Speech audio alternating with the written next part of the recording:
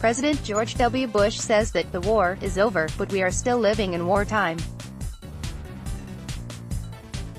The world has just begun to assess the consequences of the war on Iraq, and many experts predict that the war on terrorism will intensify, not abate, as a result of the invasion and occupation. And that's just overseas. On the home front, another kind of war has been taking place right in our living rooms, courtesy of the spate of reality shows on television. For several seasons now, but especially during this year of the build-up to the Iraq War, Americans have distracted themselves by watching people deride, demean, and judge each other. This gives "you are either for us or against us" a whole other cast. Survivor, Joe Millionaire, The Bachelor, The Bachelorette, and Mr.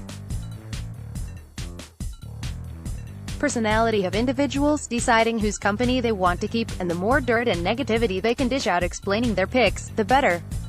Star Search, American Idol, All-American Girl, Married by America, Are You Hot? The search for America's sexiest people, and America's most talented kid ask the audience to join the game by voting for their favorites. Celebrity judges are on hand to coach us on how to attack, humiliate, and shame the contestants.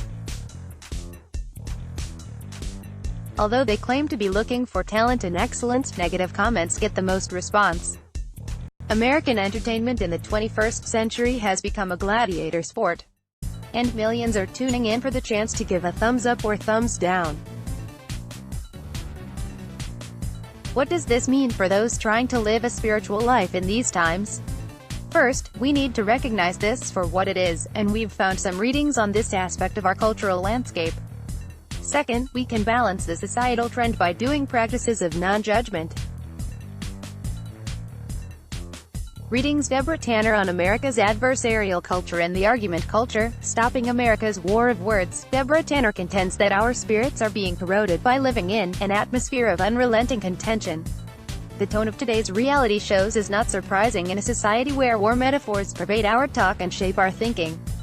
Opposition has become our automatic first response, and the implications of this are troubling.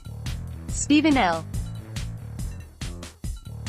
Carter on civility and good manners. These habits of the heart can function as healing balms in an adversarial culture. Face to face with another, we should respond not with criticism, but with that, for we are looking at a part of God's creation. Practices: the spiritual practice of non-judging is an antidote to the epidemic of criticism in our gladiator culture. Here are commentaries and suggestions for practice from the Desert Fathers of early Christianity and a contemporary Zen Buddhist teacher. The Desert Fathers on hospitality in relationships. Although they were hermits, these Christians of the 4th and 5th centuries were often asked for their advice about very common conflict situations and pressures. Their teachings on handling complaints against others, not comparing, and not criticizing others are as apt today as they were in their times. Charlotte Jokovic on not judging. This Buddhist teacher, author of Everyday Zen and Nothing Special, has a very down-to-earth teaching style. Commenting on a verse from the Dhammapada, "Let none find fault in others," she encourages us to make it a regular practice to catch ourselves in the act of judging others. Finally, a note about the future of this e-course. Some of you have asked whether we will continue after Iraq.